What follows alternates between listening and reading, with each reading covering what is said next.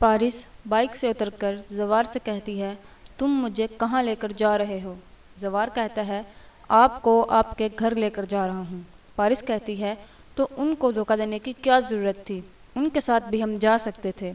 जवार कहता है, मैं चाहता हूँ मैं आपको बाइज़्ज़त आपके घर छोड़ कर आऊँ। पारिस कहती है, तुम भी पता नहीं कहाँ लेकर जा रहे हो। जवार कहता है, आपको जो समझना है आप समझें, मुझे आपसे कोई गर्ज नहीं है, मैं ये सिर्फ बाजार सर के लिए कर रहा हूँ। पारिस कहती है, तुम डैड से इतना सिंसियर क्यों हो? जवार कहता है, बहस का टाइम नहीं है, वो किसी भी वक्त यहाँ पहुँच सकते हैं, अभी आप चलें। शाम को जवार और पारिस एक होटल पर बैठे होते हैं कि इतने में आफताब के बंदे वहाँ पर पहुँच जाते हैं और उनको गाड़ी में बैठने का कहते हैं। घर आकर आफताब बाजार से कहता है कि मैंने कहा था ना कि जवार ही पारिस को भगा कर ले गया था, और कहता है, पकड़ लिया है मैंने इसे। फिर बाजार शाह जवार से पूछता है, तुमने ये सब क्यों किया? जवार कहता है, सर हर कही सुनी बात सच नहीं होती। आफताब कहता है, मामू ये आपको बहकाने की कोशिश कर रहा है, पहले भी इसने आपको ट्रैप करने की कोशिश की थी। आफताब कहता है, इसी ने ही पारिस को किडनैप करने की कोशिश की थी।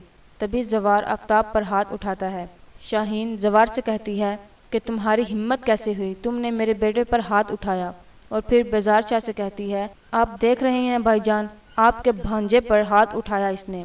तभी जवार कहता है, सर मैं बुज़दिल नहीं हूँ, आपने अपनी बेटी का बॉडीगार्ड बनाया था, मैंने वही फ़र्ज़ अदा किया है और आपकी बेटी को सही सलामत बाइज़्ज़त आपके सामने लाकर खड़ा किया है।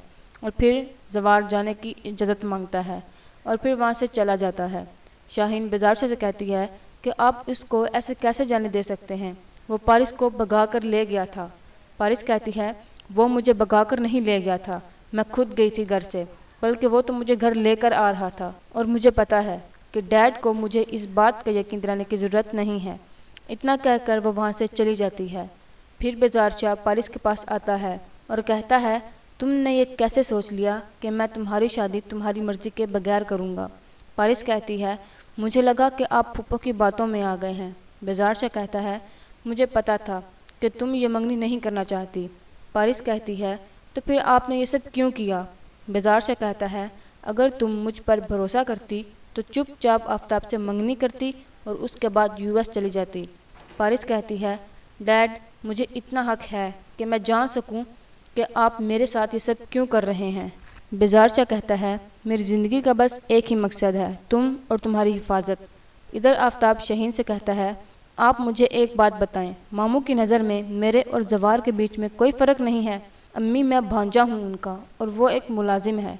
शाहीन कहती है, नहीं बेटा, वो सिर्फ़ एक तनख्वाहदार मुलाजिम नहीं है, उनके लिए बहुत ख़ास है। आफताब कहता है, क्या ख़ास है उसमें और खूबी क्या है उसमें? शाहीन कहती है, मुझे इस बात का अफसोस है कि एजाज़ बख्त का बेटा मेरे बेटे से भी ज़्यादा प्यारा हो गया है। आफताब पूछता है, ये एजाज़ बख्त कौन है?